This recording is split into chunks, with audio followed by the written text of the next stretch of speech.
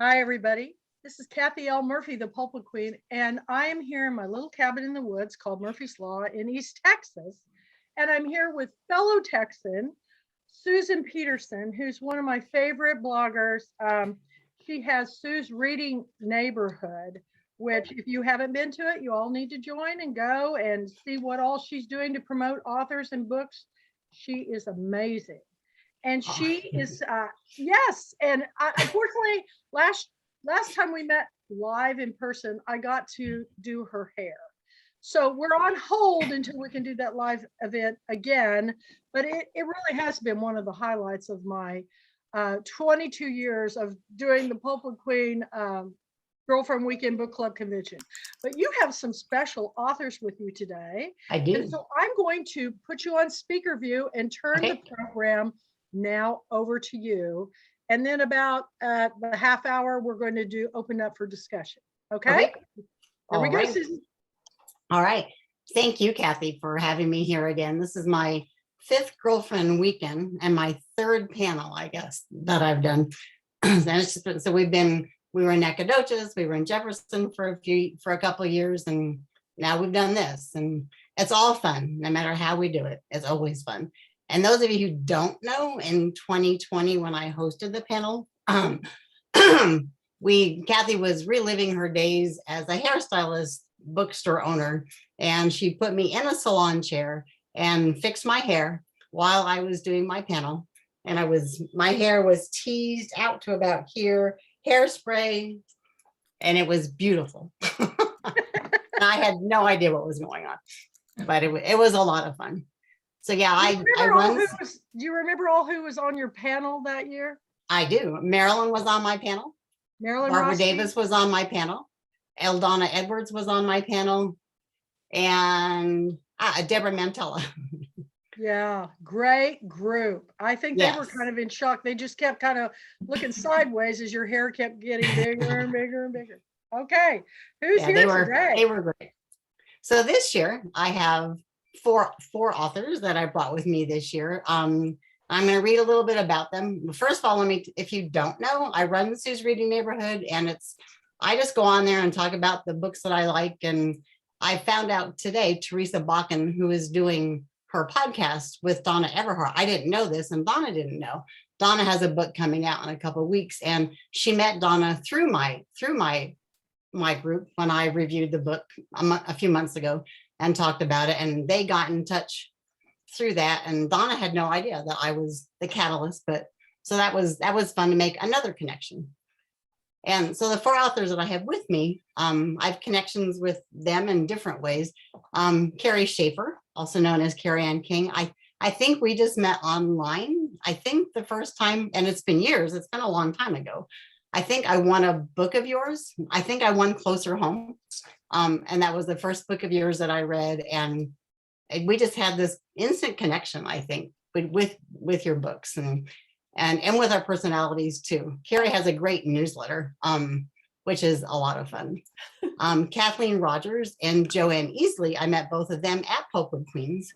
So we've got that connection. Joanne actually lives not too far from me, and I was at her book event for her first book, Sweet Jane, at a town that's just a couple of towns away from me. Yeah.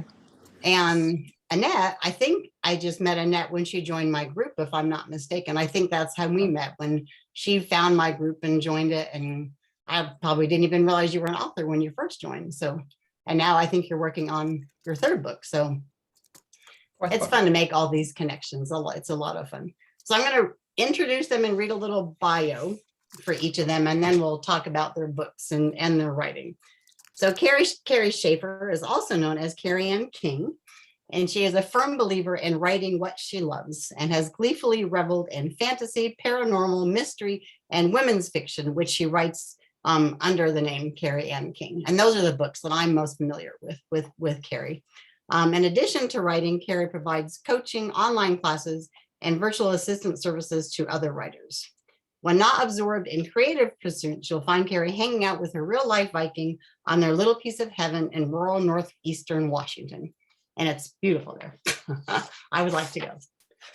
Kathleen Rogers is a novelist whose work has appeared in Family Circle magazine, Military Times, and in several anthologies. A professional writer for more than 45 years, her novels have garnered many awards and favorable reviews. She's been featured in USA Today, the Associated Press, and Military Times. A native of Clovis, New Mexico, Kathleen is working on her 5th novel and recently presented at Eastern New Mexico University's MediaCon 21.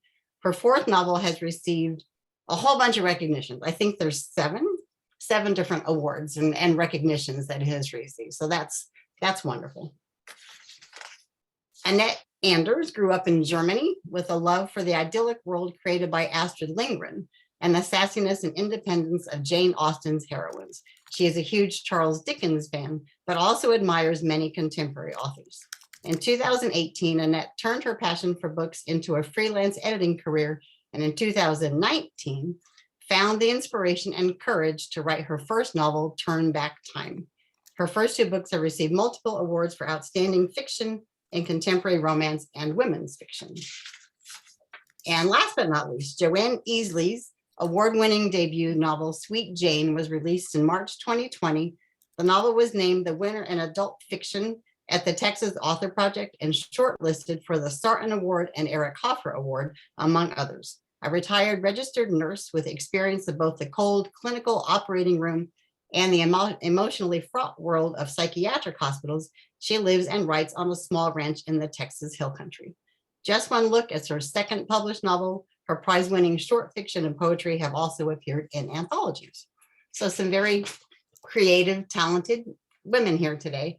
And I wanted to start with, I used to religiously watch the Real Housewives series. I don't anymore for a lot of reasons, but I always liked their tagline. So I thought it'd be fun for each of the authors to come up with a tagline to kind of talk about where they see themselves as an author. So let's start with Joanne. Did you have a tagline?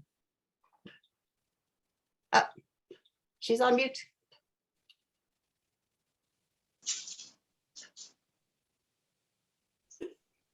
Well, Can anybody hear her?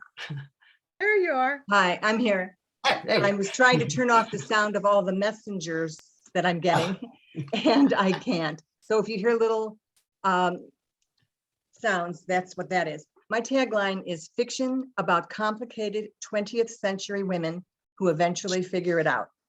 I like to write stories set in the time before cell phones because I like the tension, and so that's what I'm doing.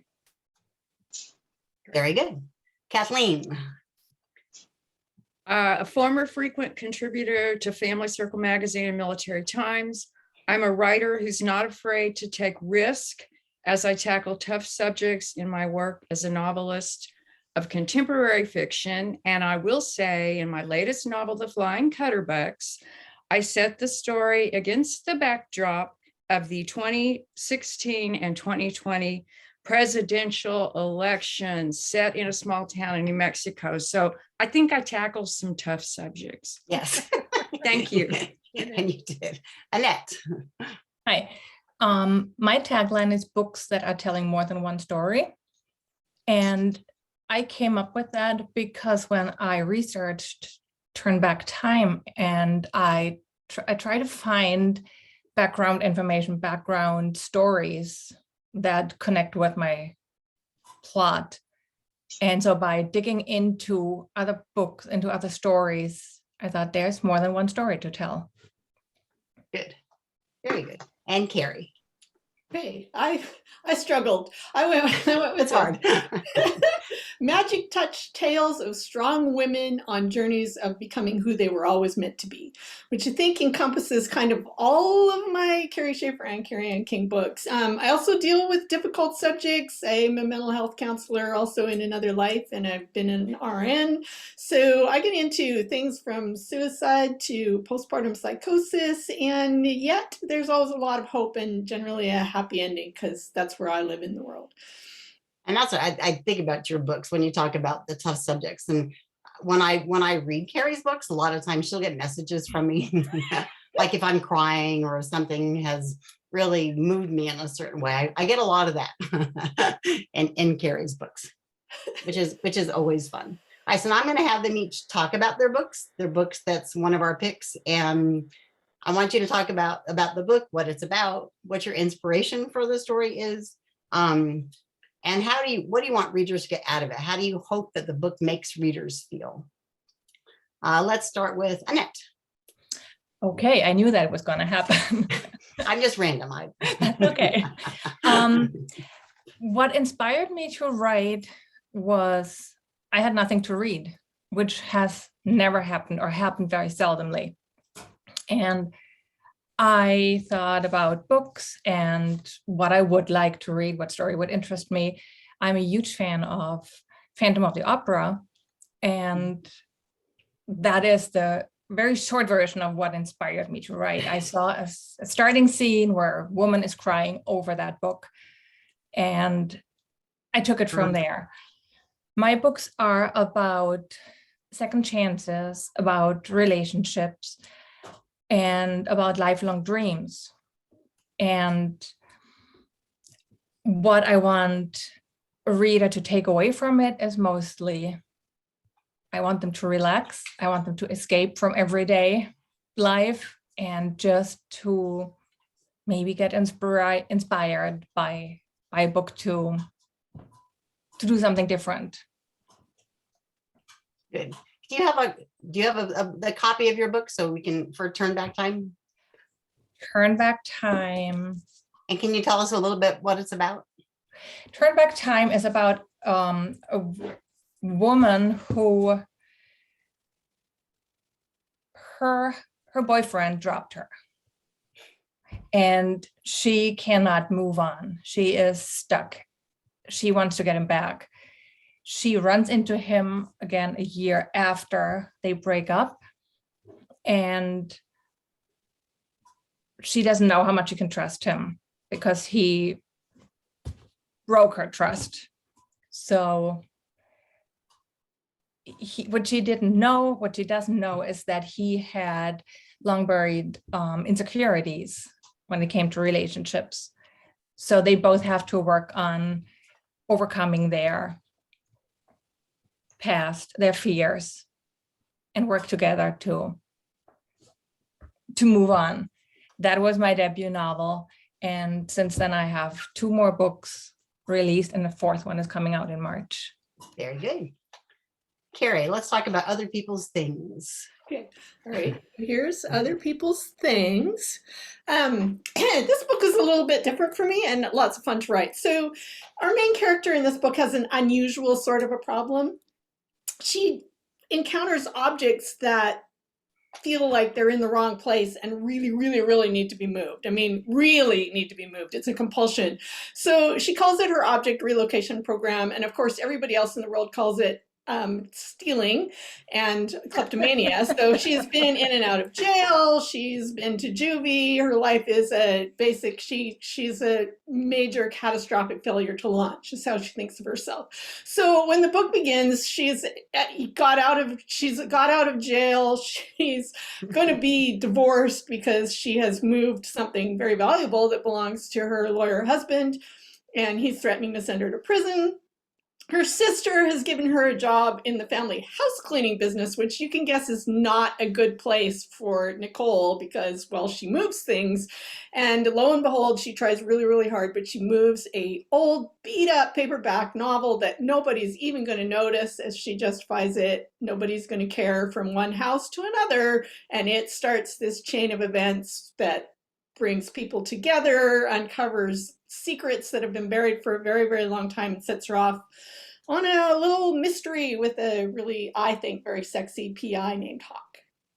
I love Hawk. So what inspired you to write this story? Where did this come from?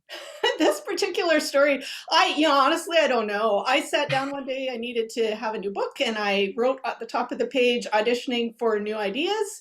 Any idea may apply, nothing too small or too stupid. Basically, that was what I wrote. I wrote down 2 things, and then this idea came up. Nicole showed up. She said, "Hi, my name is Nicole. People call me Nicole. I move things. People think I'm stealing."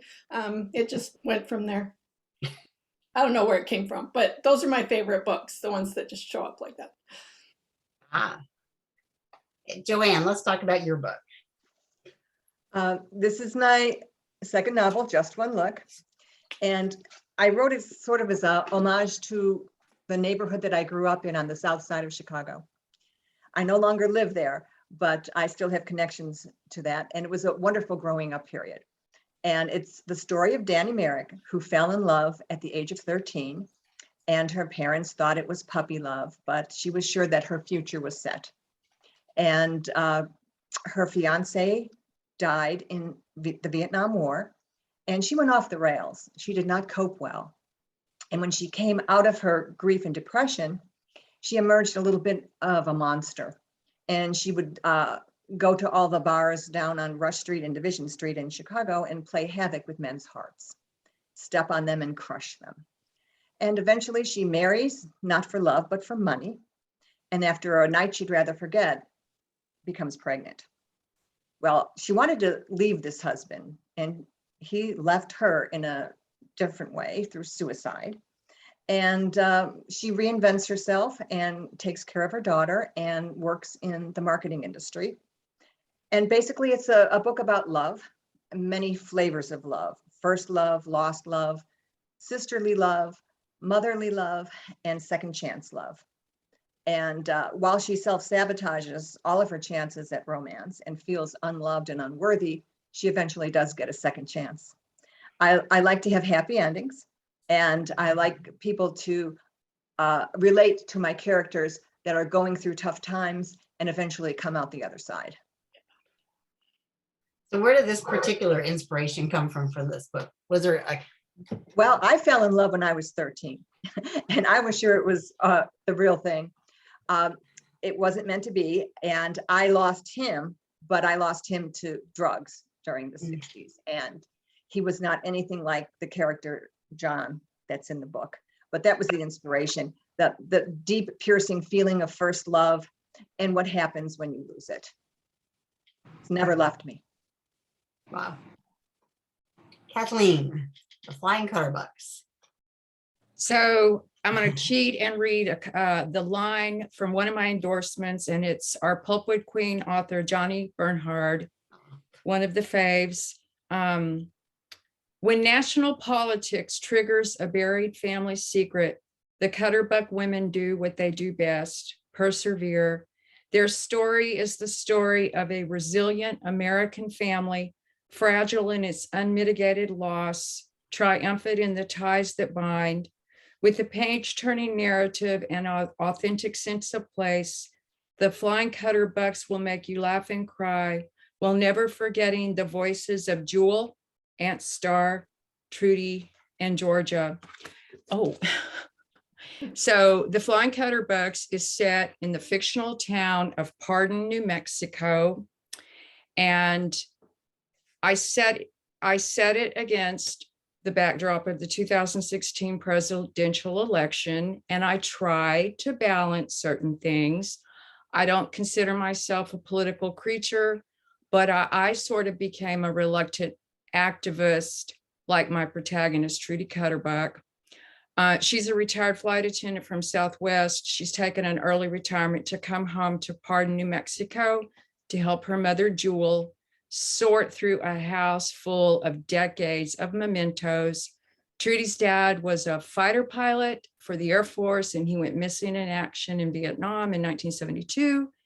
In 1974, a very dark thing happened in the kitchen in the Cutterbuck home. And that's the buried secret that three women, so it's Trudy, her sister Georgia, and their Aunt Star, who at that time was a nurse. So those three gals keep a secret. Jewel was off at a hospital at the time. And basically the bottom line is, what's one of my main things? I wanted to tackle this subject of predatory males.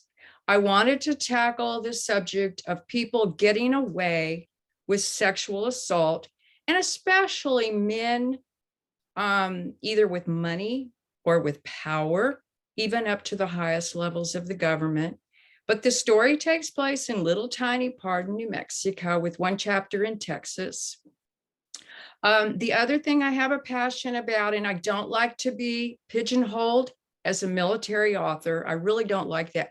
However, as a former military wife and as a military mama of a son who's in the officer in the Army, it is a subject that's near and dear to my heart. And so I somehow, in my first 4 novels, I've woven a military family into my stories. My 5th novel, I'm not doing that. I'm finally cutting loose, but thank you. You're welcome. Very good. Let's talk about your journey, all of your journeys in becoming an author. What jobs did you have before you became an author? What challenge did you meet along the way? And what led you down that path? How did you go from being a nurse, a couple of you are nurses, to becoming a published author? Carrie, let's start with you. Okay, so, well, I was trying to be an author all along from the time I was very young, but I've been a nurse, I've been a mental health counselor, I've worked in office work, I've tried to do all kinds of different things. I've also done crisis mental health, which has really informed a lot of my writing. But what really, really pushed me over the edge to the point where I got published, I was writing for years, but not getting anywhere. My first novel took me 10 years to write because everything and everybody was more important. So it was a crisis in my own life. My husband, who we got married, like directly, we got together in high school. He was my only ever. He died suddenly when my kids were little and I was in graduate school. So he was 39 at the time, I believe we both were.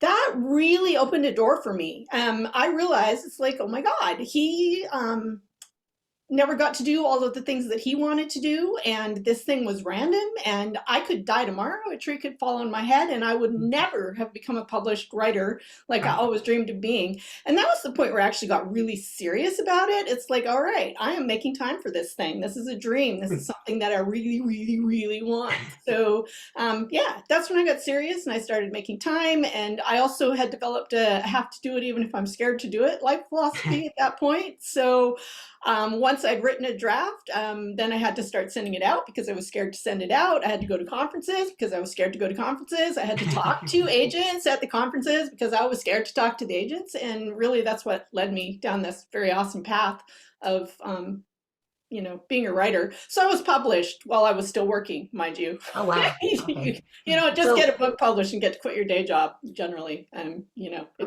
I'm curious about your writing because did you start writing? Women's fiction came later, right? Yeah. Mm-hmm. How did you make that transition? What moved you from being a thriller writer to writing women's fiction? Okay, I started with fantasy, and really I'm an eclectic reader, and therefore I'm happy to write just about anything because I just love character, really. Everything I write is character driven. My mysteries are character driven. My fantasies were character driven. I had written a few books. They weren't doing really well, and my lovely agent looked at me and said, I think you do really well writing women's fiction. Do you want to give it a try? And I said, what is women's fiction? Really, honestly, I didn't have a clue. So she gave me a bunch of books to read and I read them and I was like, oh, I could do that. That's all mental health stuff. And, I know this thing. So from the inside out. So I gave it a try. We got accepted at Lake Union and they wanted me to change my name. So then I became Carrie Ann King. Yeah. Okay. So that's how that happened. So now I have 2 names, which is why my website is now All Things Carrie, because I got tired of trying to do 2 different websites and stuff. So it's just all in one place now. I talked about Carrie's newsletter before. She does a lot of creative things. She's obviously very creative. She can write all these different things. And I don't know. One time she asked the people who get her newsletter, she had a haiku writing contest. She gave us some words, a group of words that we could use, and I ended up winning. I ended up writing one of the winning haikus. So I just thought that was, I don't write poetry, but I just thought that was fun. I need to do that again. Thanks for the reminder. I'd forgotten. That was really fun. I always forget. I always remember that. Kathleen, how about you? How did you end up here? At the age of 15, I declared myself a writer when I got out of a home ec class after the first day and got onto the high school newspaper. And so I've been writing. I've been trying to make it as a writer since I was 15 and I'm 63. And I was a small town cub reporter, studied journalism in college. I've done a bit of everything. So I've always loved the novel. I've always loved long story form, but I really concentrated early in my career to just get the bylines, get the newspaper and magazine credits. And when I finally I sold 6 stories to Family Circle magazine over a 10-year period. That may not be a lot to some writers, but everyone was a huge victory for me because it was a huge national magazine. And Kathy Ramsberger, Pulpwood Queen Kathy Ramsberger, was living in Geneva in 1994 when one of my articles came out. And I guess in that edition over there, she read my article. We didn't know each other from Adam until just a few years ago when Johnny Bernhard connected us. So I concentrate on my novels now. I'm not freelancing unless the opportunity came up. Annette, how did you end up here? That's a longer story. I'm trying to make it short. As you know, I grew up in Germany and I had a career as an executive assistant in corporate world in research companies and business consulting companies. My husband and I moved to America in '98, and I did not work for many years to raise our son. When he was in school, I started to work in special ed for 12 years, which was totally different from my background as an executive assistant, but it was very rewarding. And I think I learned a lot from those children and by working with them. And I've always wanted to write a book. As an avid reader, I think most of avid readers dream of writing eventually. No, you rather just read. Just want to read. I've always wanted to write a book, but I had no idea. So in 2017, I started to do better reading for 1 or 2 authors. That led to a fan club meeting. That led to me working as a virtual assistant for that one author. And eventually, as you had read in my short bio, I started to do freelance editing because I guess I was good at it. I thought I was good at it. And all those things combined, especially the editing part, I learned a lot while I was doing that. And I think that gave me the courage to run as soon as I had an idea for a story. Very good. And ever since, as you know, I've been writing. I'm a pantser, and even talking about a genre is hard for me because they are overlapping. I definitely write contemporary romance. There are women's fictions components in my stories. And just as I like to write about personal growth, I think that's what I also experience while I'm writing. So I learn as I'm writing, and I think many of us do. And I don't know where that's going to take me, but it'll be fun. It will be. And Joanne, how did you end up as an author, as a published author? Well, I've always been an avid reader, and I wanted to write from a young age. And I got serious about it in my 20s. And wherever I've lived around the country, I've attended workshops and conferences and sometimes studied individually with authors. And life always got in the way of getting published. And after a lengthy marriage, I got divorced and I went back to school to become a nurse. So that was a second career for me. I'd been a corporate wife, which doesn't pay well. And I did nursing for a while, and I dragged out all my old writing and got the idea for my first novel at a prompt at a writing group. And the story grew in my head. And eventually I said, when I retire, this is it. I'm going to get published somehow. So I'm with a small press right now. And I have met many wonderful writers along the way, including Johnny Bernhard, who's been somewhat of a mentor to me. And I really appreciate that. I've got a lot more books in me, and they're going to be coming out soon. Good. Good. Are we ready for questions, Kathy? Do we want to open this for questions now, or? I had to unmute. I'm sorry. It took me a minute. I'm going to put it back on. I'm going to get everybody up on the screen so we can see everybody that's here. And now's the time to ask all these authors, readers. We love bringing our authors to you. Here's your please- reaction. Raise your hand in the reactions and I'll grab you. Yeah, okay. Or not. Got anybody clicking on reactions to Yep, raise we've your got hand? one. Hold up. I gotta get her. I have more questions if nobody else does. Oh, there we go. There's Kathy. Here I am. I just had to click a lot of buttons this time. Uh, so I love women's fiction, and it's what I write and it's what I read. And so all of your books are dear to me, whether you know me or not. And I'd like to ask, and I'd really like to start with Kathleen, because I've read all her books, how you develop your characters. Because I think that's a central tenet to women's fiction. And I just think that nursing and mental health must really help too. You really have to get into a person's mind to develop a character. So I'd really love to hear about that a little more. Thank you, Kathy, another really good friend. I worry everything into being. I become every character, even a secondary character or someone just walking down the sidewalk. I become the dogs. I become the cats. I've become a cardinal in my second and third novel. I just live it. And when real life gets in the way, sometimes it's like, oh my gosh, it's really hard. But I worry every story into being, if that makes sense. Thank you, Kathy.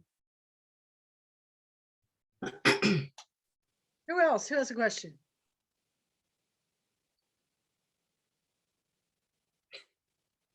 I Kathy, just I love to do. hear everybody's answer to that one if nobody else has a question. Who said they had a question? Claire does. Claire. Oh, Claire. Hello, everybody. This is an extraordinary, wonderful panel to watch. I have enjoyed it immensely. I wanted to ask about the merits of the Pulpwood Queens group in your, writer's pursuit, and the idea of author camaraderie and just the fun of being involved with this group. As long as we're here, I just thought, wouldn't it be fun to hear y'all's take on it? Who wants to begin? I will.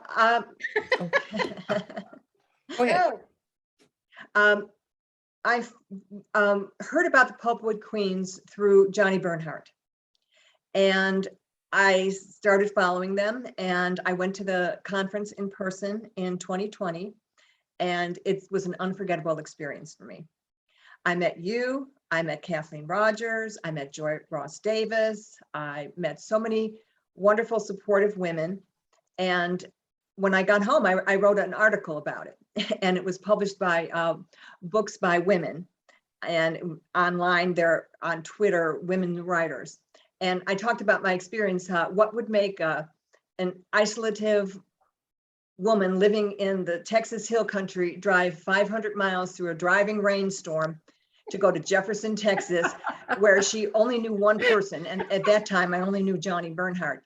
But it hadn't rained in months. And when I set out, That's a long He had- drive. that's a we long had drive. a pouring down This is great. rainstorm. It took me an hour to get to Fredericksburg.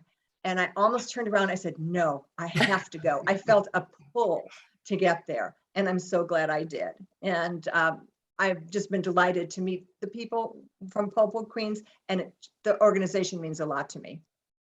Thank you, Joanne. Thank you so much. Who else? Kathleen. Okay, so I have been following Kathy Murphy for years, back before she was back to Kathy Murphy. And it took Claire Fullerton and Johnny Bernhard to nudge me to get my, to the 2019 convention conference there in Jefferson, and I'm based in the Dallas-Fort Worth area. And on the same day, I was driving by my wee little self to a place I'd never been. My youngest son was on an airplane flying back to Kuwait after coming home for 6 days to be there when my grandson was born. So it was quite a moment. And then I went back in 2020, right before everything hit. Being a Pulpwood Queen is such an honor.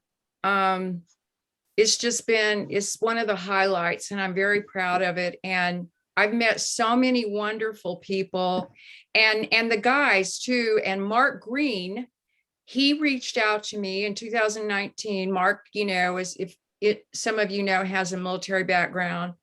And we were off in this side room, and I just poured out my heart. Poor Mark, I just poured out my military He mama loved heart it. to him.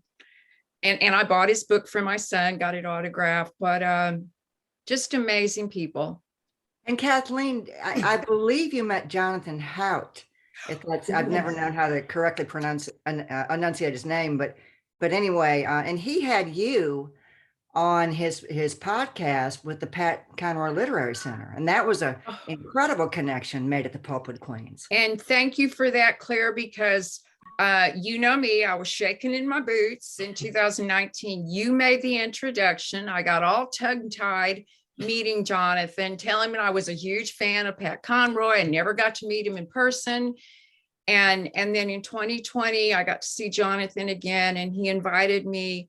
I told him that Mark Childress, Crazy in Alabama fame, Georgia Bottoms, had endorsed my book. And so Jonathan invited me to send him a copy. And then I was on his radio show, June of 2020. Thank you, Claire, for that. And thank you for introducing me to Jonathan, and also Tim Conroy, because I was just as nervous to meet Tim. And he's so cool. Yes. Susan Wingate has a question. Susan.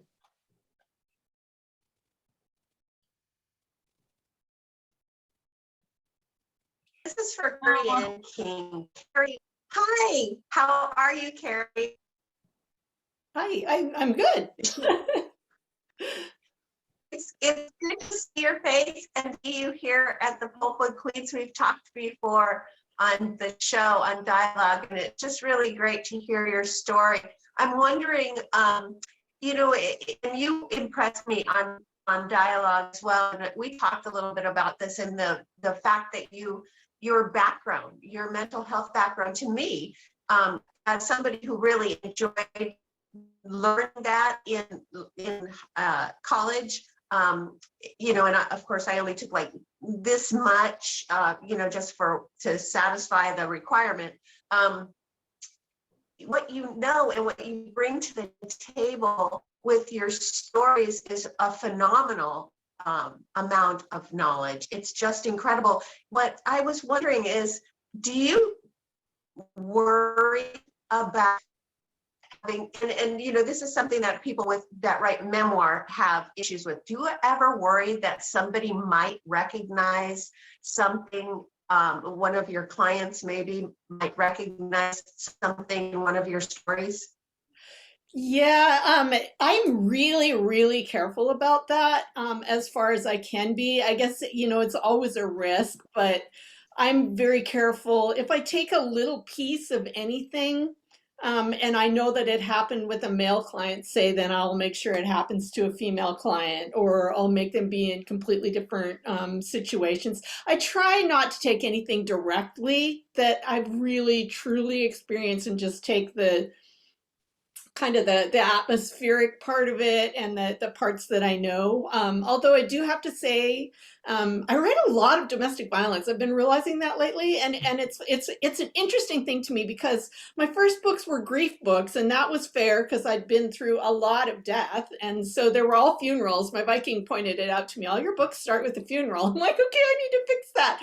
But with the mental health stuff, I have listened to so many people, male and female, females sit and tell me about their domestic violence experiences that I can just pull those details out of my head. They just come out. I have never experienced it. I've been really, really fortunate in my, the men in my life have been amazing, wonderful, decent human beings. And so personally, I've not been there. But I'm really careful about it, I guess, is what I'm trying to say. I don't want any of my previous clients ever to feel like I've exposed any of their secrets. So I really don't. I'm really careful and conscientious about that. Thank you. All right, so Jim Garrison has a question. Okay, let me unmute here. I'm definitely in a minority, but I'm a supporter. You'll see I have my pink hat home and it's well worn. I've had it for probably 20 years now, and when I run, I wear it to see what, and I enjoy seeing some of the reactions. And I do run about 3 times a week, although that's called jog, totter, stumble. But I do have a question. I have tried to write from the point of view of a female character. How do you feel about men trying to write from the point of view of a woman? And I never have tried to write from the point of view of someone of another race. But in The Safecracker, I have a character Patricia, who is a lawyer, a young lawyer, and I counterbalanced her with a male character who I could more easily relate to. And I'm not sure how well I succeeded with Patricia. I made her a bit of a prude, and she was like angels on your shoulders. She was the good angel, and Jack was the bad angel, her compatriot and sort of nemesis. And it's one of the love stories where it comes together. But how do you feel about a man writing from the point of view of a woman? And how do you go about it if you're a male? Can I address that just once, say one book that nailed it? If you have not read Arthur Golden's Memoir of a Geisha, I still cannot believe that book was written by a man. Yes. Okay. It was absolutely, if you ever think about doing it, I suggest you read that book because it still haunts me. I've heard Anybody of it. else? Yes. I'd like to comment a little bit. I mean, I like to be able to write as a man, so I think it's only fair that you should be able to write as a woman. I enlist, my first reader is my Viking as a general rule. He reads before anybody else, and he's going to tell me if I've got that wrong. That's for sure. He points those things out to me.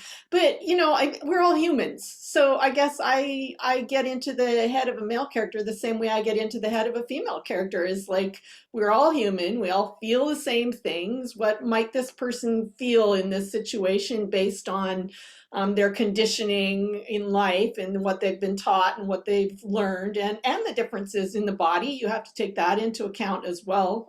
You know, it's all, I think as women, especially writing men, that's a big thing. And I think it goes the other way. So just being human and then getting somebody to check your work, I guess, is what I would say.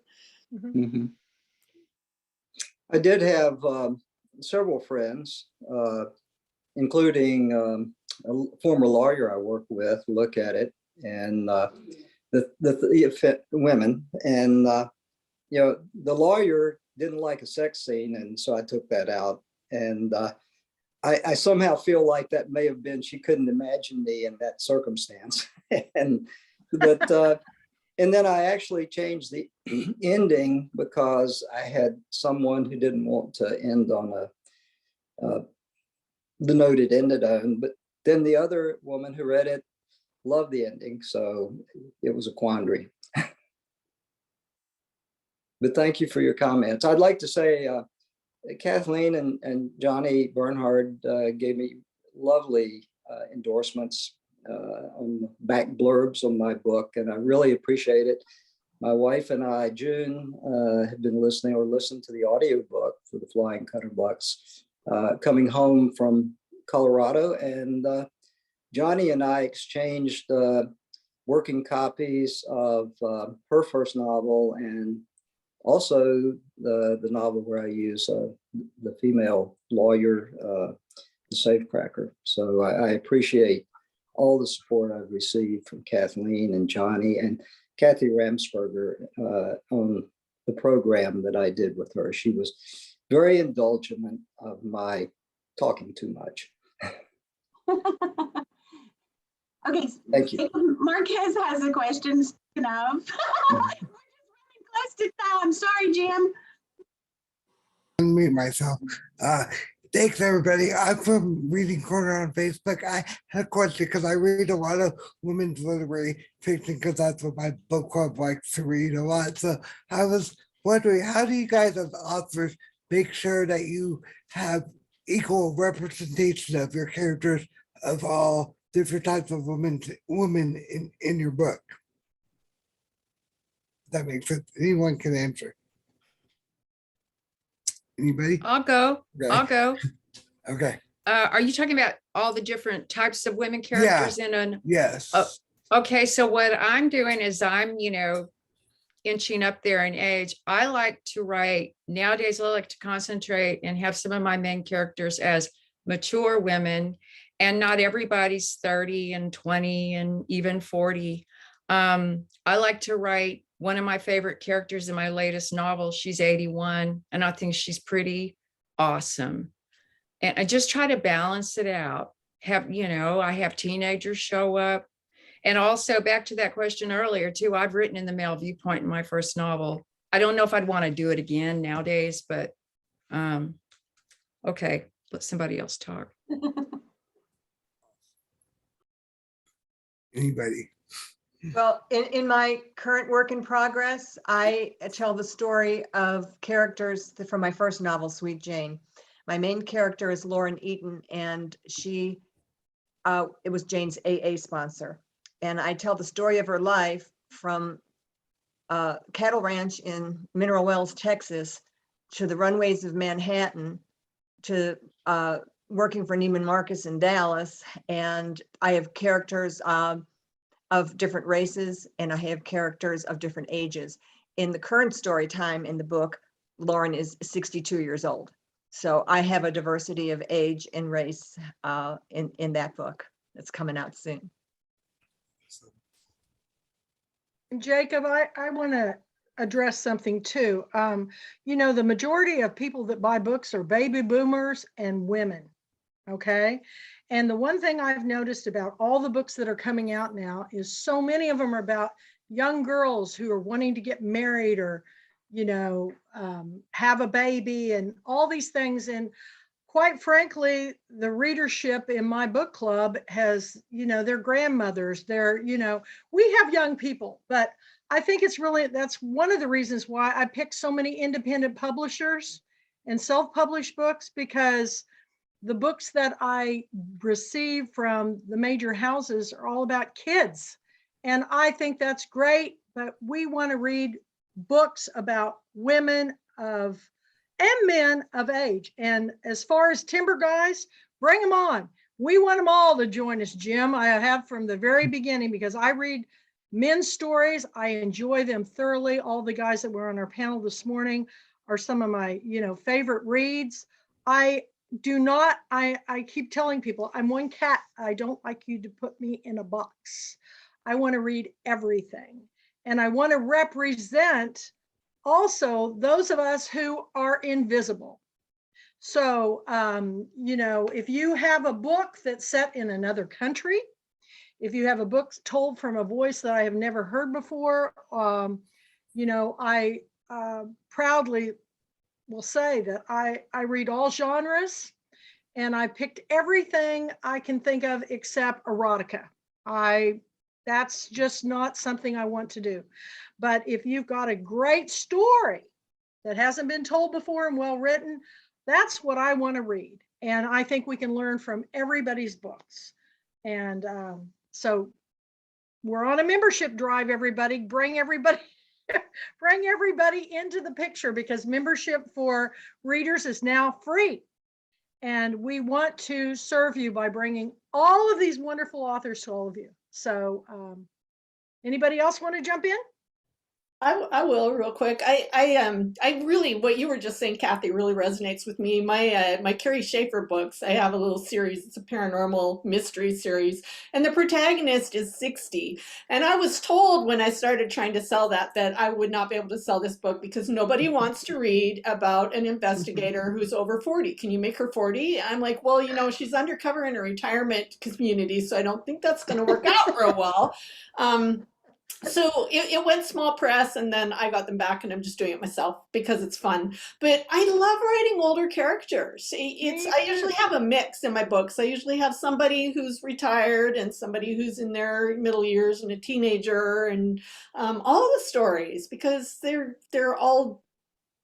Life is not just one age unless you're in high school and then everybody's all the same age. And that's so artificial, right? And we know how that turns out. We all have our high school disaster remembers. That's a good word. So yeah, I really like writing those really feisty older people. The book that I'm writing right now, I'm doing a character who's like 86 and I just love her to death. So yeah, that's my thought on that. One of my favorite books, Carrie, that was a past, I featured the author. She was originally British and moved to the United States. Helen Simonson's Major Pettigrew's Last Stand, about an older British citizen who falls in love with a woman who's older from India, a shopkeeper. And I'm telling you, that was a love story, a love story. I mean, are you saying that when we get in our 60s and 70s, we don't have romantic love anymore? Come on, let's get real, people. It's time to tell people, and we need to stand up for older characters in books. I know that all the people that are making the decisions in New York are younger now, but we have to, as a collective whole, speak up and say, we want men's stories about older men, older women, and we'll read all the other too. But you know, one of my favorite books from last year is a book called How the Penguins Saved Veronica. And Veronica was this elderly woman who was really kind of grumpy and nasty and didn't have any friends. And she ends up watching this podcast about penguins, and she ends up going to Antarctica to see penguins, and they change her life. And she was in her 80s, and she was just this crotchety old woman. And I love that book. It was just amazing. What was the name of the book? I've got to read it. It's called How the Penguins Saved Veronica. Okay. How the Penguins Saved Veronica. Do you remember the author's name? Her name is Hazel Pryor, and she's English. And she's just written, and there's a sequel to it that's called Call of the Penguins, which I have, but I haven't read yet. Awesome. I also have to dive in. The Thursday Murder Club and The Man Who Died Twice. If you have not read these are like my favorite books last year. I adore these books. They just check them out. Older people solving mysteries and totally kicking ass. Sorry, bad word. Why don't we all type in our favorite book about older characters? I just love to read those. I'd like to, or people. Why did I say older? How about people our age? And I know, Jacob, you're just, you could be my son. But I do think that in the bigger picture, the publishing world is focusing on youth, just like they do on Netflix and Amazon Prime. But, I really enjoy the story. It's not about all the special effects and everything to me. It's totally about the story. So I look forward to seeing what all you guys type in. Yeah. Okay, any other comments on this? Thank you, Jim, for that sweet comment. Thank you. That was great. Alice Early, the moon is always rising. How cool is that? It's right up here on my shelf. So very excited. Okay. Thieves, yay. I love it that all you authors are sharing other authors. How about you readers? What about you guys? Type in something. We want to know what your favorite books have been. Authors don't have any problem talking about books, but my readers have gotten really quiet. I want to hear from you. Where are they? They're here.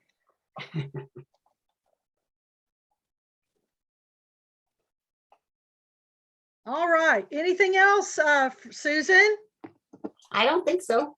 This was a Well, lot of we're fun. and it going was- to wrap it up because we've got to come back at 1 o'clock. I mean, wait a minute. Yes, 1 o'clock today. This is really exciting. We've got Jacob, and Jacob Marquez from the Reading Corner is going to be with us, and he has been at every session, y'all. We need to give him a big round of applause for doing that and for supporting you. And if you want to get in touch with Jacob, I'm sure he'll send out, post his email, see if we can get you on that wonderful blog. And so you all, we're going to wrap it up. Susan, any last words?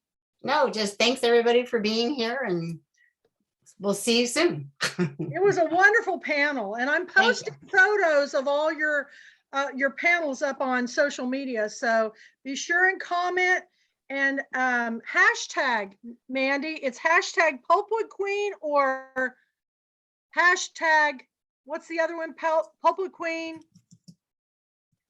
Is Mandy there? No. Front weekend. Sorry, Kathy, I'm working on. Okay, hashtag Pulpwood Queen Girlfriend Weekend. So be sure and put the hashtags on there. And we'll see you all back at 1 o'clock. Have a wonderful lunch. Thank you. And we'll see you soon, Thanks. Jacob. Thank you so much.